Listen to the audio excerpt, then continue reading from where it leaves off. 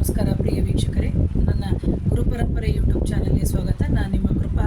ನೋಡಿ, ಮಕರ ಲಗ್ನದವರಿಗೆ ಅಂತ ಹೇಳ್ಬಿಟ್ಟು, ಮಕರ ಲಗ್ನದವರಿಗೆ ಕುಲದೇವರು ಗೊತ್ತಿರಲ್ಲ ಅಂತಲೇ ಅಂದ್ಕೊಳ್ಳಿ. ಅಂತಹ ಸಂದರ್ಭದಲ್ಲಿ ನಾವೇನು ಮಾಡಬೇಕು?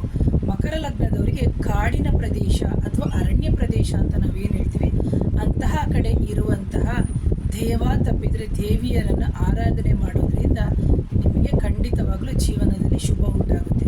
ಅದು ಕಾಡಿನ ಮಧ್ಯೆ ಅಂತ ಹೇಳಿದಾಗ ನೀವು ಇರುವಂತಹ ಜಾಗವನ್ನು ನೋಡ್ಕೋಬೇಕು. ಅಕಸ್ಮಾತು ನಿಮ್ಮ ತಂದೆ ತಾಯಿಂದಿರನಂತ ತಿಳ್ಕೊಳ್ಳಿ, ನಾನು ಯಾವ ಗ್ರಾಮದಲ್ಲಿ ಹುಟ್ಟಿದ್ದೆ, ನಾನು ಯಾವ ಊರಿನಲ್ಲಿ ಹುಟ್ಟಿದ್ದೆ ಅಂತ ಹೇಳ್ಬಿಟ್ಟು. ಈಗ ನಾನು ಮೈಸೂರಲ್ಲಿ ಹುಟ್ಟಿದರೆ ಮೈಸೂರಿನ ಯಾವ ಜಾಗದಲ್ಲಿ ಅದನ್ನು ನಾವು ಹುಡುಕೋಬೇಕಾಗುತ್ತೆ ಅಂದರೆ ಖಂಡಿತವಾಗ್ಲೂ ಅದು ನಿಮ್ಮ ತಂದೆ ತಾಯಿಂದಿರು ಹೇಳ್ತಾರೆ. ನೀನು ಹುಟ್ಟಿರೋ ಜಾಗ ಯಾವುದು ಅಂತ ಹೇಳಿದ್ರೆ ಎಲ್ಲರೂ ಹೇಳ್ತಾರಲ್ವ ತಂದೆ ತಾಯಿಂದಿರು. ಅದೇ ರೀತಿ ಈಗ ನಾನು ಕೊಡಗಿನಲ್ಲಿ ಹುಟ್ಟಿದ್ದೀನಿ, ನಾನು ಹುಟ್ಟಿರುವಂಥ ಊರಿನ ಅಂತಲೇ ತಗೋಬೇಕು. ಅಥವಾ ನಾನು ಮೈಸೂರಲ್ಲಿ ಹುಟ್ಟಿದ್ದೀನಿ ಅಂತ ಹೇಳಿದಾಗ ಮೈಸೂರಿನ ಅರಣ್ಯ ಪ್ರದೇಶ, ಅಕ್ಕಪಕ್ಕದ ಅರಣ್ಯ ಪ್ರದೇಶ. ಈಗ ಎಲ್ಲನೂ ನಾವೇನು ಸೈಟ್ ಮಾಡ್ಕೊಳಕ್ಕೆ ಹೋಗಿ ನಮ್ಮ ಪರಿಸರವನ್ನು ಹಾಳು ಮಾಡಿಕೊಂಡು ನಮ್ಮತನವನ್ನು ಬಿಟ್ಟು ನಾವೆಲ್ಲರೂ ದುಡ್ಡು ಹಿಂದೆ ಹೋಗ್ತಾ ಇದ್ದೀವಿ. ಸೊ ಅದಕ್ಕೆ ಪ್ರಕೃತಿ ಮಾತೆ ನಮ್ಮೆಲ್ಲರಿಗೂ ಬುದ್ಧಿ ಕಲಿಸ್ತಾ ಇದ್ದಾಳೆ, ಆದರೂ ನಾವು ಯಾರೂ ಅರ್ಥನೇ ಮಾಡ್ಕೊತಾ ಇಲ್ಲ.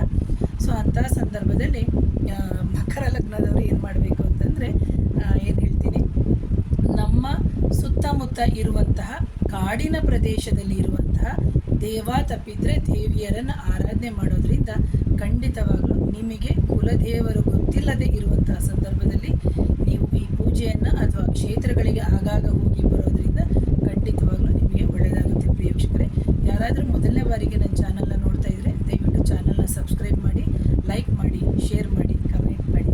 Thank you. ಎಲ್ಲರಿಗೂ ನಮಸ್ಕಾರ ಪ್ರಿಯ ವೀಕ್ಷಕರೇ, ನನ್ನ ಗುರುಪರಂಪರೆ ಯೂಟ್ಯೂಬ್ ಚಾನಲ್ಗೆ ಸ್ವಾಗತ. ನಾನು ನಿಮ್ಮ ಕೃಪಾ. ನೋಡಿ, ಮಕರ ಲಗ್ನದವರಿಗೆ ಅಂತ ಹೇಳ್ಬಿಟ್ಟು, ಮಕರ ಲಗ್ನದವರಿಗೆ ಕುಲದೇವರು ಗೊತ್ತಿರಲ್ಲ ಅಂತಲೇ ಅಂದ್ಕೊಳ್ಳಿ. ಅಂತಹ ಸಂದರ್ಭದಲ್ಲಿ ನಾವೇನು ಮಾಡಬೇಕು?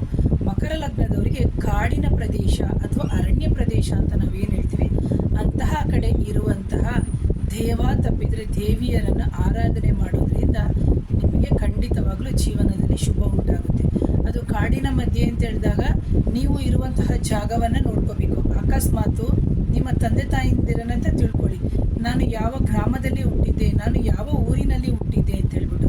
ಈಗ ನಾನು ಮೈಸೂರಲ್ಲಿ ಹುಟ್ಟಿದರೆ ಮೈಸೂರಿನ ಯಾವ ಜಾಗದಲ್ಲಿ ಅದನ್ನು ನಾವು ಹುಡುಕೋಬೇಕಾಗುತ್ತೆ ಅಂದರೆ ಖಂಡಿತವಾಗ್ಲೂ ಅದು ನಿಮ್ಮ ತಂದೆ ತಾಯಿಂದಿರು ಹೇಳ್ತಾರೆ. ನೀನು ಹುಟ್ಟಿರೋ ಜಾಗ ಯಾವುದು ಅಂತ ಹೇಳಿದ್ರೆ ಎಲ್ಲರೂ ಹೇಳ್ತಾರಲ್ವ ತಂದೆ ತಾಯಿಂದಿರು. ಅದೇ ರೀತಿ ಈಗ ನಾನು ಕೊಡಗಿನಲ್ಲಿ ಹುಟ್ಟಿದ್ದೀನಿ, ನಾನು ಹುಟ್ಟಿರುವಂಥ ಊರಿನ ಅಂತಲೇ ತಗೋಬೇಕು. ಅಥವಾ ನಾನು ಮೈಸೂರಲ್ಲಿ ಹುಟ್ಟಿದ್ದೀನಿ ಅಂತ ಹೇಳಿದಾಗ ಮೈಸೂರಿನ ಅರಣ್ಯ ಪ್ರದೇಶ, ಅಕ್ಕಪಕ್ಕದ ಅರಣ್ಯ ಪ್ರದೇಶ. ಈಗ ಎಲ್ಲನೂ ನಾವೇನು ಸೈಟ್ ಮಾಡ್ಕೊಳಕ್ಕೆ ಹೋಗಿ ನಮ್ಮ ಪರಿಸರವನ್ನು ಹಾಳು ಮಾಡಿಕೊಂಡು ನಮ್ಮತನವನ್ನು ಬಿಟ್ಟು ನಾವೆಲ್ಲರೂ ದುಡ್ಡು ಹಿಂದೆ ಹೋಗ್ತಾ ಇದ್ದೀವಿ.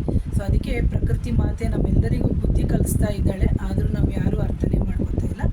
ಸೊ ಅಂತಹ ಸಂದರ್ಭದಲ್ಲಿ ಮಕರ ಲಗ್ನದವರು ಏನು ಮಾಡಬೇಕು ಅಂತಂದರೆ, ಏನು ಹೇಳ್ತೀನಿ, ನಮ್ಮ ಸುತ್ತಮುತ್ತ ಇರುವಂತಹ ಕಾಡಿನ ಪ್ರದೇಶದಲ್ಲಿ ಇರುವಂತಹ ದೇವ ತಪ್ಪಿದರೆ ದೇವಿಯರನ್ನು ಆರಾಧನೆ ಮಾಡೋದ್ರಿಂದ ಖಂಡಿತವಾಗಲೂ ನಿಮಗೆ ಕುಲದೇವರು ಗೊತ್ತಿಲ್ಲದೆ ಇರುವಂತಹ ಸಂದರ್ಭದಲ್ಲಿ ನೀವು ಈ ಪೂಜೆಯನ್ನು ಅಥವಾ ಕ್ಷೇತ್ರಗಳಿಗೆ ಆಗಾಗ ಹೋಗಿ ಬರೋದ್ರಿಂದ ಖಂಡಿತವಾಗಲೂ ನಿಮಗೆ ಒಳ್ಳೆಯದಾಗುತ್ತೆ. ಪ್ರಿಯ ವೀಕ್ಷಕರೇ, ಯಾರಾದರೂ ಮೊದಲನೇ ಬಾರಿಗೆ ನನ್ನ ಚಾನಲ್ನ ನೋಡ್ತಾ ಇದ್ದರೆ ದಯವಿಟ್ಟು ಚಾನಲ್ನ ಸಬ್ಸ್ಕ್ರೈಬ್ ಮಾಡಿ, ಲೈಕ್ ಮಾಡಿ, ಶೇರ್ ಮಾಡಿ.